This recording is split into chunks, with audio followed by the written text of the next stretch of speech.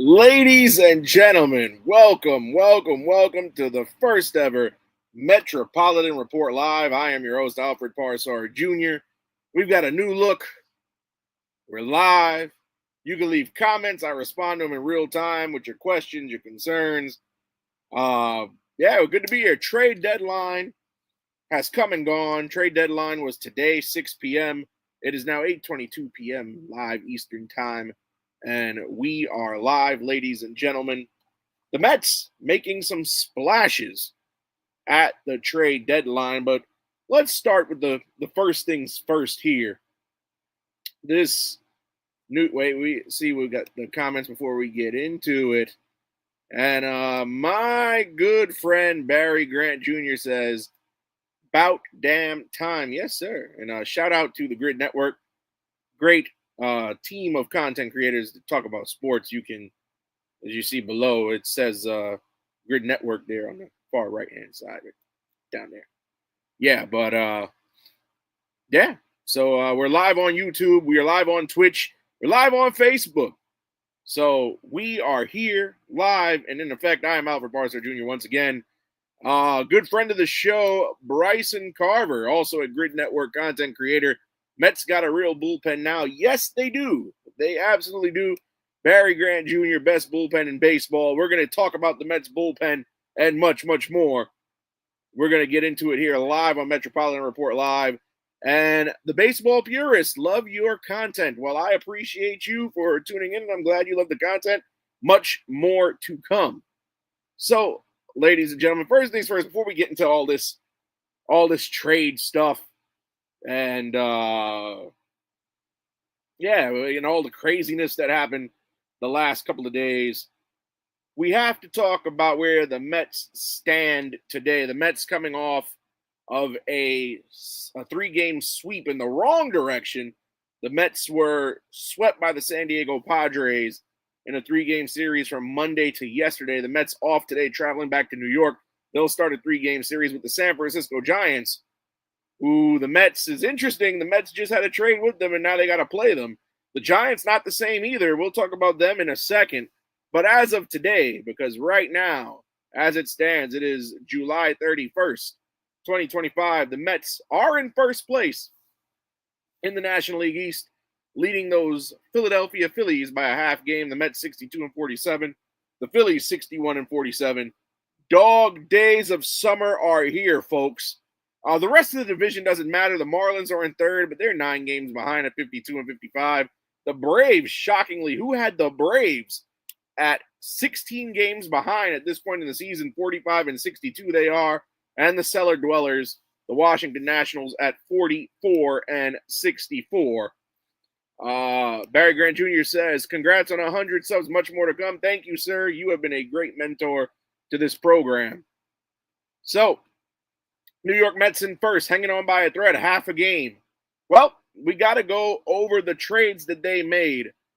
We'll talk about that Padres series a little later. I mean, not that it matters because the team is revamped. But the Mets made 3 trades. Well, they made 1 trade before the trade deadline. We spoke about that on Tuesday's edition of the Metropolitan Report, where this New York Mets club acquired Gregory Soto from the Baltimore Orioles. He has since made his debut. He's had 2 appearances. He got the loss in one, and he had a scoreless 1-2-3 inning in the other. But like I said, I'm not going to hammer Gregory Soto too much because, again, we spoke about that acquisition on Monday's report. Sorry, we didn't have a report Tuesday. We had a short, but we had a report on Monday where we covered Gregory Soto's acquisition. Friend of the show, Clint Alexander, says, "How about them Yankees?" This is not a Yankee show, and you know that. Helsley is a great ad, though. Not going to lie, we will get to that. Shaheen Taylor says, "Congrats on the sub goal. Thank you for being one of the subscribed. I appreciate you." But yes, we are live, folks. So the Mets making 3 trades in this deadline. We're going to go over them. The first trade that this Mets club made,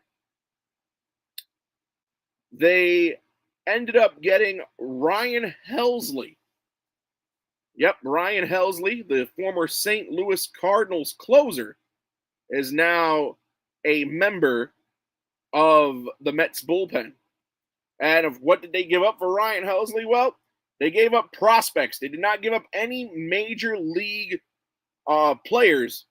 So, and again, prospects are like boxes of chocolate. You never know what you're going to get them till you got them. So they gave up infielder Jesus Baez, who was the Mets' number 8 prospect, right-handed pitcher Nate Dome, who was the Mets' number 14, and Frank Elisault, who is not ranked in the Mets system or the MLB pipeline, so it does not hurt them. Very, very cheap. The Cardinals let Ryan Helsley go for basically peanuts. The St. Louis Cardinals coming into today, very interesting. The Cardinals are even at 500. They are 55-55. If they go on a run, they could have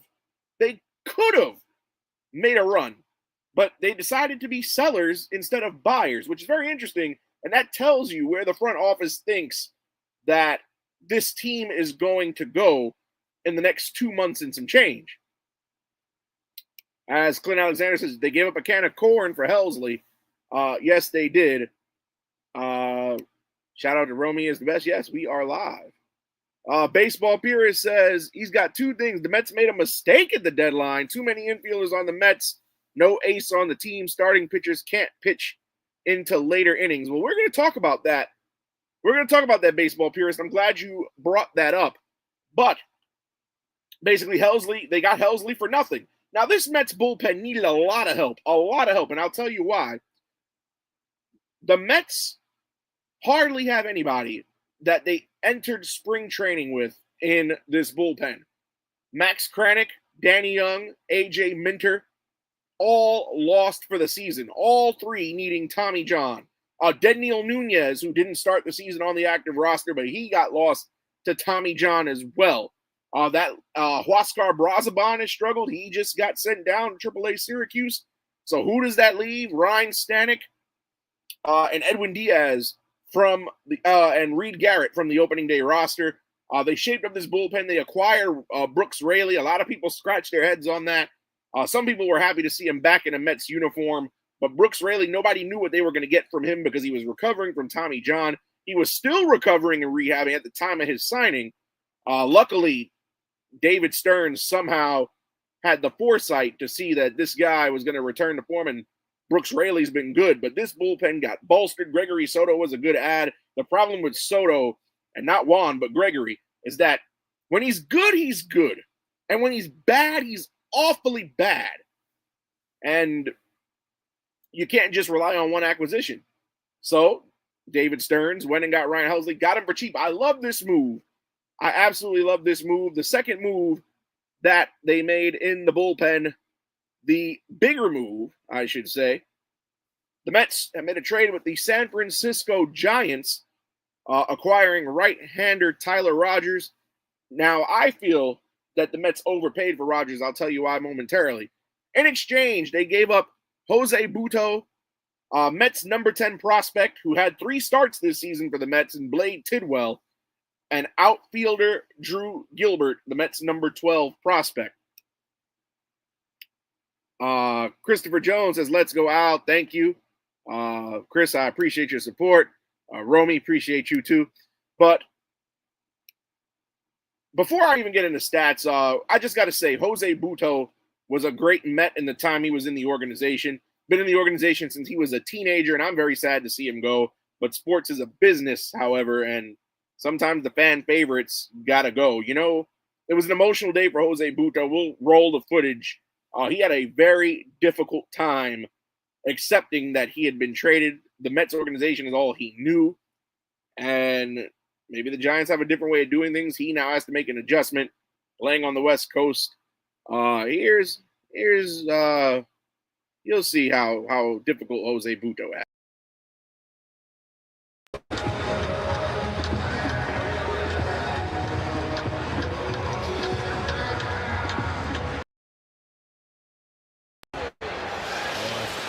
Now Jose Butto getting the obligatory hugs from all of his teammates and coaches.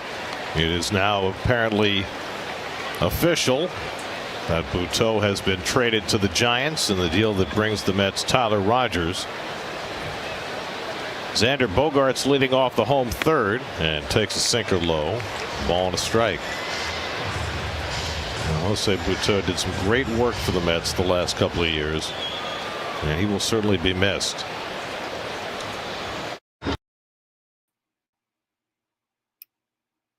So there you have it, folks. Jose Butto,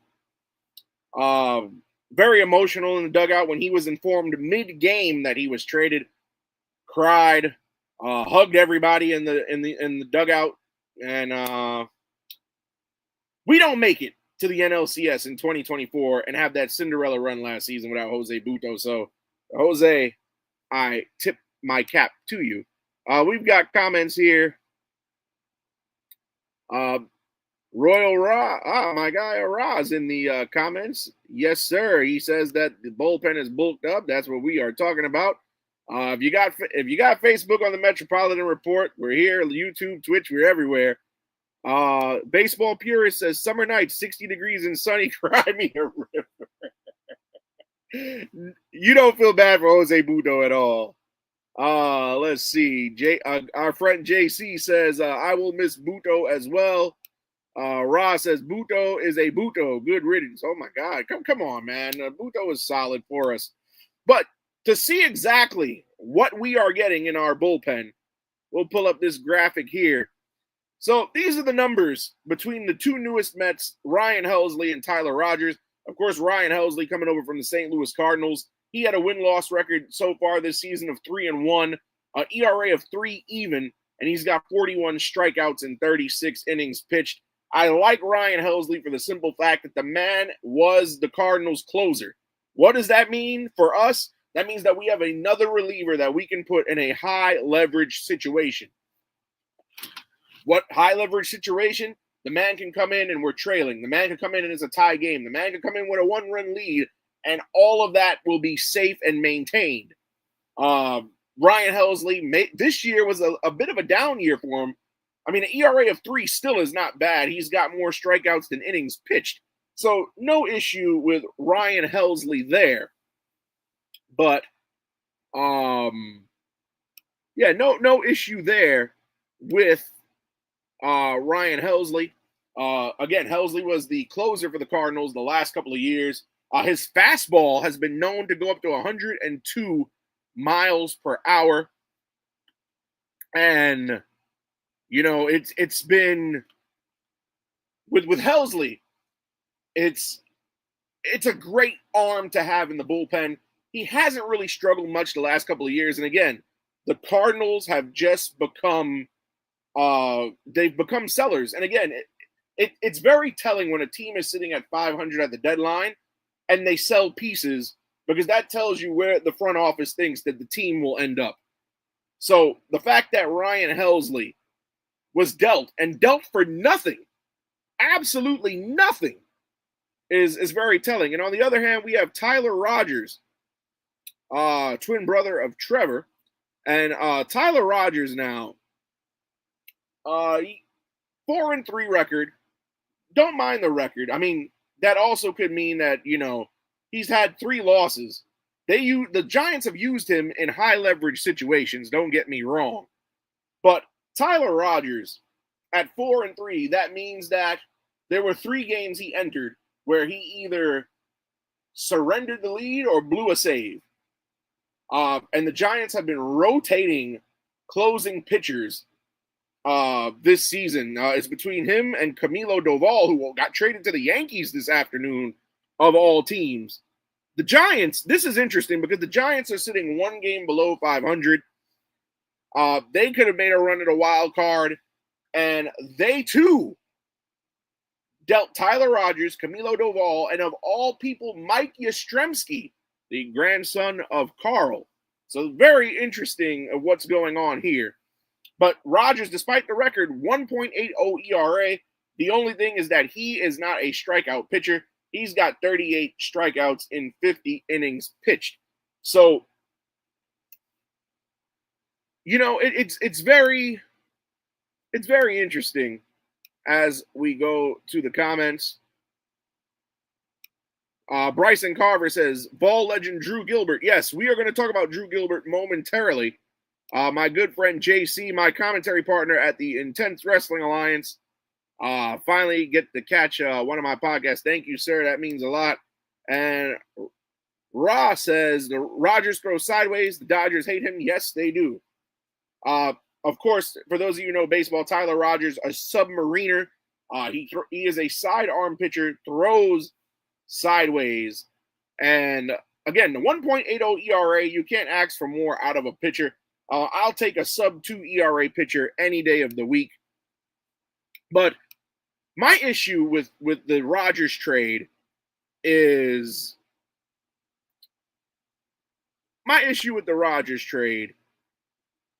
this, and I'll be honest. I feel we overpaid because for Tyler Rogers, the Mets gave up Jose Butto. Now, don't get me wrong. Tyler Rogers statistically is a better pitcher than Butto. Butto a bit younger, more upside, more team control. However, we also gave up Blade Tidwell. Now, for those of you who have followed this show from the beginning of the season, every single time that I've seen Blade Tidwell in a lineup report as the starting pitcher, I basically have anticipated the worst. Blade Tidwell, who was the Mets' number 10 prospect in the organization, we'll go over his numbers. But basically, I feel like David Stearns and the Mets ruined Blade Tidwell. Look at Blade Tidwell's numbers here. He's made 4 appearances for the Mets. 3 of them were starts. Has a record of 1-1. So 1 win and 1 loss, not bad, right? But an ERA of 9. 10 strikeouts and 15 innings pitched. Those numbers tell me that Blade Tidwell cannot pitch in the major leagues. I'm convinced. I did not like what I've seen from Blade Tidwell. I have no faith in Blade Tidwell. He was not ready. He was not ready to be in the majors at all. And I thank God every day that it wasn't Brandon Sproat that was called up in those spot starts. Blade Tidwell was basically a human piñata. In the 4 appearances that Blade Tidwell made this season, May 4th, he started against the St. Louis Cardinals. In 3 2/3 innings, gave up 6 runs on 9 hits, struck out 2 and walked 3. June 20th, at Philadelphia, he got the start. He gave up 2 runs on 4 hits in 3 2/3 innings, struck out 4, walked 3. Okay, better line, but still couldn't even pitch well enough for a decision. June 27th, a week later at Pittsburgh, 3 1/3 innings. He gave up 4 runs on 5 hits, 1 strikeout, 2 walks. And then the one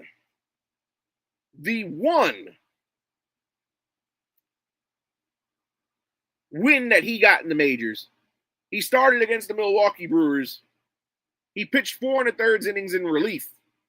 He gave up 3 runs on 5 hits, including 2 homers. And he struck out 3 and walked 2. Now, Tidwell has also been, as they say in baseball circles and baseball purists, if you're still watching, you'll know this type of lingo.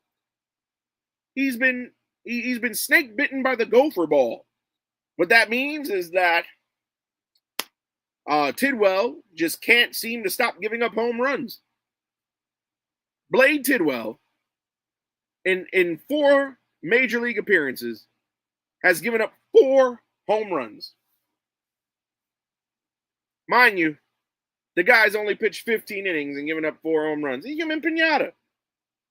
Baseball purist says, now that Blade Tidwell is not on the team, I can finally say that this man had negative aura. And baseball purist, I agree with you.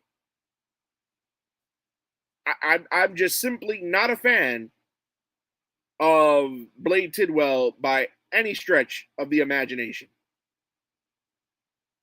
Blade Tidwell You know, I don't know if he was ruined, but it's just crazy to me that they really thought that this kid was major league ready. Now I understand the starting rotation may have been banged up. I get it. I mean, the starting rotation has had injuries all throughout because they started the season with Montas and Manaya both out. Senga went down for a little over a month. Tyler McGill went on the injury list, but Blade Tidwell was not the answer. And like I said, thank God it wasn't Brandon Sproat. Thank God Jonah Tong didn't get called up for a spot start because they'd have got ruined too. But the overpay, in my opinion, in this whole conundrum is number 12 prospect Drew Gilbert. Drew Gilbert, a lot of praise in the organization. Drew Gilbert, a guy who many people said could have been one of the Mets' future outfielders. A lot of people envisioned because Juan Soto signed this 15-year contract that the Mets outfield for the long term in years to come would have been Jet Williams, Drew Gilbert, and Juan Soto. But that's obviously not going to happen now because Drew Gilbert has been traded. Now, Drew Gilbert, a valuable prospect piece, but I look at this in two ways.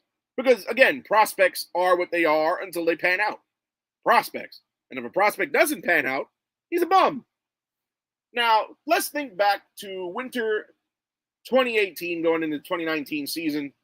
The Mets traded Jared Kelenic to the Seattle Mariners for Robinson Cano and Edwin Diaz.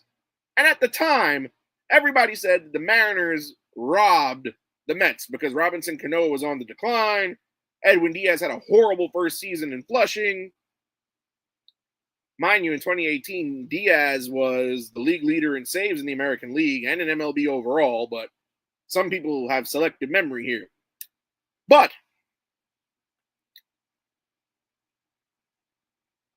years later, now Robinson Cano is long gone. Hasn't been on the team since late April 2022. But Jared Kelenic right now is a fringe player on the Atlanta Braves. Has not had a single good season in the majors. Edwin Diaz, one of the best closers in baseball each of the last 4 seasons, 2021 to present. And some people say, oh, you know, it was a steal. But years later, look, Kelenic still hasn't panned out. Want to talk about Jared Kelenic? We'll talk about him. Just to make a comparison. Now, we don't know if Drew Gilbert will be good or not, but Jared Kelenic, so far this season, for the Braves, batting 167, 2 home runs, 2 RBI, lifetime 211 hitter, 49 home runs, 156 RBI, in 1344 at-bats. Lifetime OPS 658. And this was the guy who a lot of Met fans overreacted to and said, Seattle got us.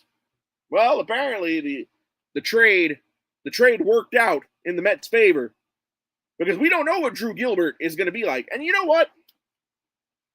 This even goes back to when we traded Pete Crow Armstrong, who was still a prospect at that time, for Javi Baez at the 2021 trade deadline. A lot of people said, oh, it's a steal. The Mets got one over. We got Baez for next to nothing, and Baez had a great second half for the Mets in 2021. And then Baez walked in the offseason to Detroit because Detroit offered more money than we did.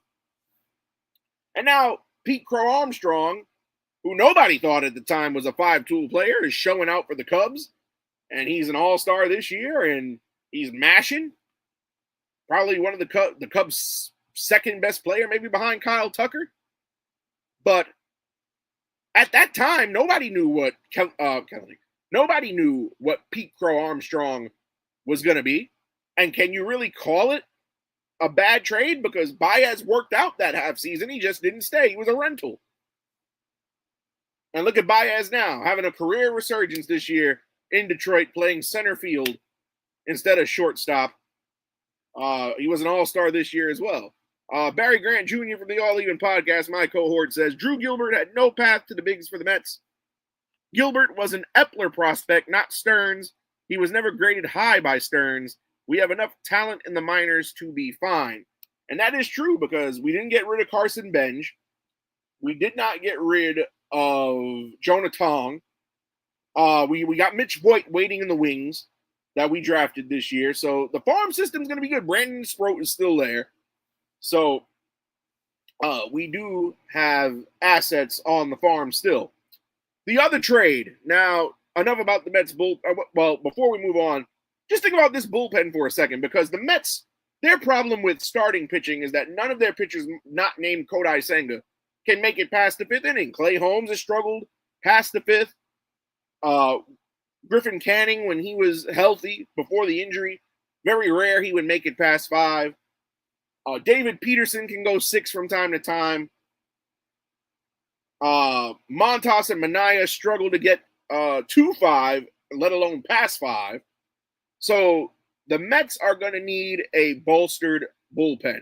My good friend Bobby Munoz, big Met fan that guy is, says, I'm okay with the farm now. It's actually not that bad. Yeah, Mets prospects are doing solid farm system. And I got to give David Stearns a lot of credit. And that's exactly what we're talking about right now, Bobby. Starters need to go deeper into games. I absolutely agree. The starters, again, if it's not Kodai Senga, nobody's going six. So think about this bullpen. The Mets now have Brooks Raley, Ryan Stanek, Reed Garrett,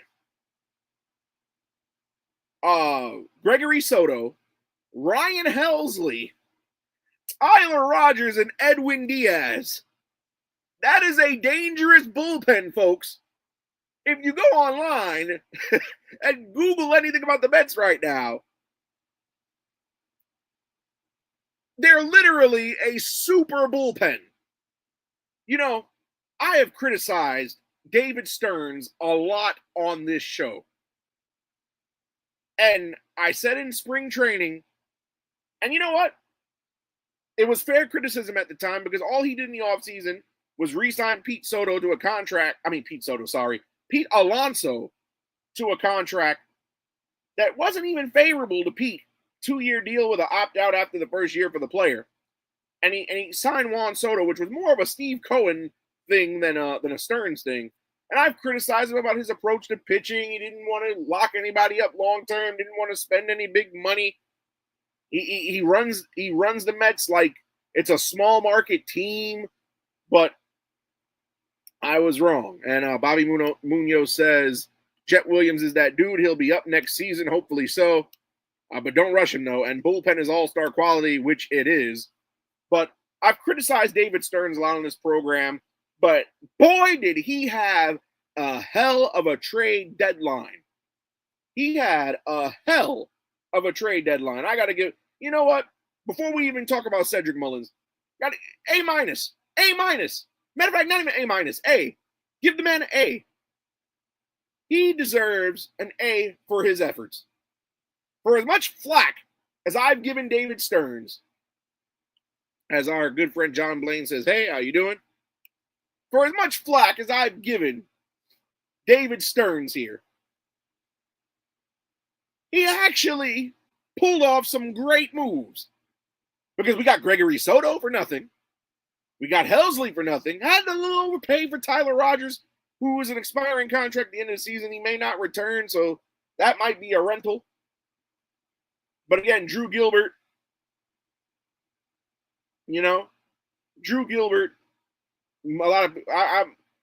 liked Drew Gilbert a lot, but I'm not going to lose sleep over it in the long run.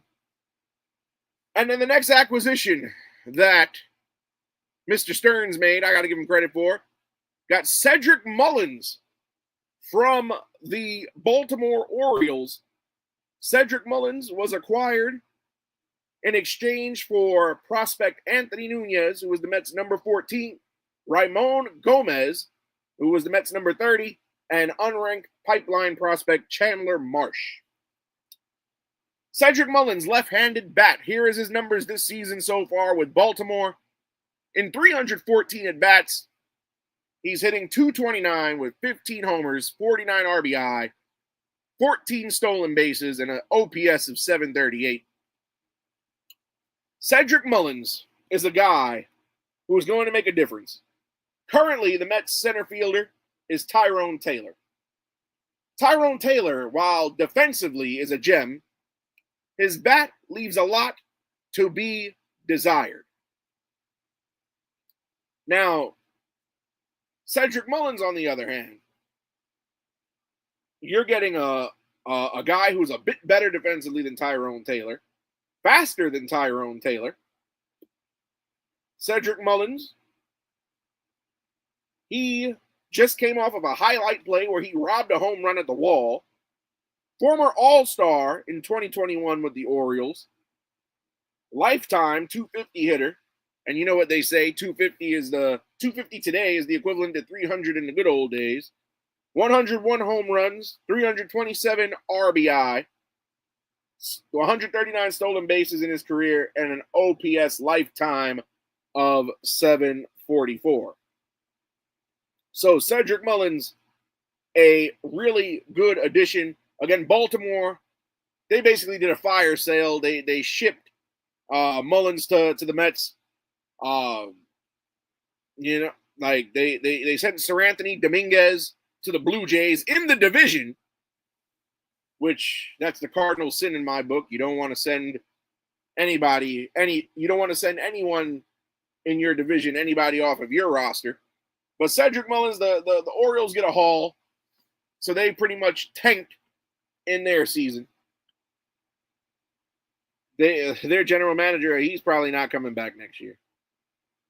But the Orioles had a guy in Mullins who's defensively amazing. Tyrone Taylor's probably going to be a bench guy going forward. He'll probably see a reduction in playing time. But that's Cedric Mullins. I like Cedric Mullins a lot. The Mets were in on Luis Robert Jr. of the White Sox. But now here's the crazy thing about Luis Robert and that whole thing. I was one of the people who said for sure that Luis Robert was going to end up on the Mets. And he didn't even get traded at all. And it's interesting because Luis Robert doesn't want to be there. The White Sox don't want him there. And yet, they don't move the guy. And when they were in negotiations to move the guy, they said, we want Jonathan. So you want a king's ransom to trade a guy that you don't even want. Somebody make it make sense here. It doesn't make sense. But I'm glad we kept Jonathan and quite a few others. As far as Tyrone Taylor goes, a good friend Bobby Munoz says Tyrone Taylor may get DFA'd. That could be a possibility, but you know what? I don't see it happening because Tyrone Taylor is a David Stearns guy. Tyrone Taylor was on the Milwaukee Brewers when David Stearns was the general manager, and when David Stearns moved over to the Mets, he brought Tyrone Taylor with him. Tyrone Taylor is an expiring contract at the end of this season, so I don't foresee Taylor getting a new offer from the Mets, but I think he'll make it to stick it out the rest of the year. But what's even more surprising in this trade deadline, I've made a video on this YouTube channel for those of you who follow us on YouTube. I appreciate you. Thank you so much. But we released a video on this channel. And we released that video just yesterday. And I asked in that video, which Mets will survive the trade deadline? I was focused on Mark Vientos, Brett Beatty, Starling Marte, Ronnie Mauricio, and Luis Angel Acuna. As my good friend Bobby Munoz says, Vientos, Marte, and McNeil, he thought they were out of here. Well, I didn't think McNeil was out of here, but I definitely thought Vientos or Ronnie or Marte all would have been gone. And David Stearns was able to execute a trade deadline where he only got rid of one member of the MLB roster in Jose Butto. Starling Marte, who teams were calling about, that was a guy who the Mets were actively shopping before spring training started, trying to trade him. And they didn't. And rightfully so, because he's batting .285 right now. I would not get rid of Starling Marte batting .285 because that man will come up in the clutch and get a hit when you need it, especially when the bottom of the order, the Beatties, the Vientoses, the Mauricios, the Acuñas, they're cold. I'm going to keep Starling Marte. As Bobby says, Marte is actually swinging a hot bat. Yes, he is. Starling Marte, who we spoke about at length earlier this week on this YouTube channel. If we go over his numbers here, Starling Marte, who survived the trade deadline with the Mets in 174 at-bats, batting .287 with 4 homers, 21 RBI, an OPS of .782 with 5 stolen bases. Now, don't get me wrong. Marte is not the same Starling Marte of 2022 when he was an all-star with this team. He's definitely not the same Marte that he was when he was on the Pittsburgh Pirates. I predicted he was going to get moved, and he would have been moved to a team full of youngsters. He would have been that veteran mentor to a team full of youngins. Bobby says Mauricio's getting hot too. Hopefully he can stay hot. But the biggest surprise is Mark Vientos, because I thought, and I was calling for Mark Vientos, I was calling for the Mets to aggressively make a trade for Eugenio Suarez, who the Mariners ended up getting, swap the third baseman, throw in a couple of prospects for him, because Suarez is hitting like he hasn't lost it. So, but Vientos, despite his defensive struggles, despite the bat going cold, Vientos survived. I think because they didn't get Luis Robert, that's why he survived. If the Mets get Luis Robert, Vientos would have been out of town. I'm very happy to see Ronnie Mauricio and Acuña stick around. Brett Beatty starting to hit too. He's got some home runs in some clutch spots. I also think the grand slam the other day also saved Vientos' job. Bobby's asking, Suarez played for Seattle. The funny thing is, Seattle had Suarez in 2023, and they traded him to the Diamondbacks. So they basically traded for a player that they traded away 2 seasons prior. But Suarez was an all-star this year, having great numbers. He was the NL RBI leader at the time he was traded. And, of course, Eugenio Suarez was an all-star this year with the Arizona Diamondbacks. But David Stearns, I got to tip my hat. Great job. Now, the only question is, we have a log jam here. My question, and several questions, because now that you've acquired Cedric Mullins, Jeff McNeil was playing center field at parts this season. What do you do with Jeff? Do you put him at second base? If you put him at second base, back to second base, now what do you do with Brett Beatty, who's been playing second base? Do you move him to third? If you move him to third, does Mark Vientos become the DH? What about Ronnie? Where does Luis Angel Acuña fit in? Is somebody going to get sent down to Syracuse? I don't know. We're going to have to see in a couple of days. Matter of fact, we're going to have to see tomorrow because the Mets play the Giants tomorrow at home at Citi Field. It'll be interesting to see what lineup Carlos Mendoza is going to put together because there's a conundrum here. Look at your infield. You're not going to move Alonso off first. There was one game this season that Alonso did not start. He later entered the game as a pinch hitter. That last game against Cincinnati at home on July 20th. Mark Vientos started at first base and struggled defensively. So we know we don't want Vientos at first. So Pete Alonso is manning first. Lindor, unless God forbid, there's some act of God or a natural disaster, Lindor will never come off of short. That leaves third and second. Vientos, Mauricio, Beatty have all played third. Beatty and McNeil have played second, but McNeil's also played center. He's also played left. Nimmo has played center a little bit. Soto will be stuck in right. Soto will never move out of right field. So there is a logjam. What do you do? Tyrone Taylor center field, I think Cedric Mullins has to be the everyday center fielder. Now, he is a lefty, so if your opposing starting pitcher is a lefty, are you going to start Taylor instead of Mullins? What do you do? Or where does that leave Jesse Winker when he eventually comes back? Jose Siri is expected to be back by the end of August. He's been gone since April.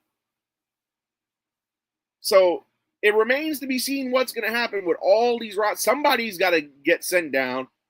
Somebody has got to get designated for assignment. As Bobby Munoz says, Mauricio will probably be utility. Beatty will probably be a platoon guy. But can Beatty really be a platoon guy, Bobby? Because not for nothing, and I was a critic of Brett Beatty early in the season, but he's turned it around. He's become one of the more reliable bats in a lineup that doesn't produce much offense outside of Nimmo, Lindor, Soto, and Alonso, with the exception of the occasional Marte hit off the bench or when he gets the spot start. So Carlos Mendoza is going to have his hands full with a lot of decisions. It remains to be seen who's going to play, who's going to get sent down, if anybody, or who's going to get booted from the organization. I think Tyrone Taylor is probably going to get the short end of the stick, as great as he's been defensively, but the guy just can't hit. But assuming that you made this move at the deadline and Cedric Mullins was an everyday center fielder in Baltimore, you have to play him every day, I would assume. Bobby says, yep, Mullins will play every day. I think so. There's a logjam. Going to be interesting in the next couple of days to see what happens with this Mets lineup. We're going to look at the Mets schedule really quickly. The Mets going to open a 3-game set against the Giants starting tomorrow at 7 p.m. We're going to look at the pitching matchups here. Last weekend, the Mets and the Giants met in San Francisco, and the Mets swept the Giants. The starting pitching matchups for tomorrow, August 1st, the Giants have not announced a starter. The Mets are going to put David Peterson on the bump. Saturday's game, Kodai Senga will take the hill. The Giants have not announced a starter.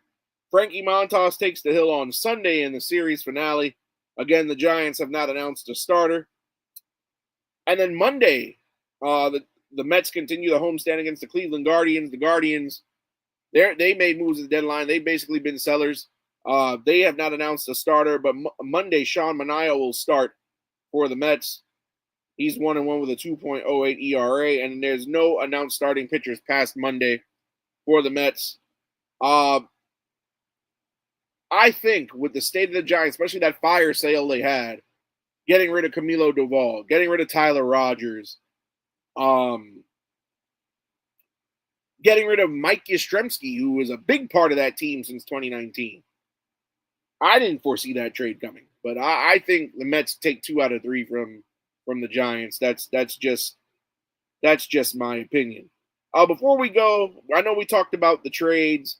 Just want to give folks a Mets transaction update here, because a lot of moving pieces here. The latest transactions and injury reports. Jesse Winker expected to be back in September now. He was originally expected back in August. He's been moved back to September. He's been on the injured list July 11th. He was on the injured list for a while, came and went right back to the injured list as he got off. Got an epidural on July 18th to address continued back discomfort. He was scheduled to rest another 7 to 10 days afterward, but he is not close to resuming baseball activities. He has since been transferred to the 60-day IL. He cannot return before September 9th, basically the end of the season. Juan Soto expected back tomorrow, so he's not going to miss time outside of the one game he missed yesterday. He had a left foot contusion.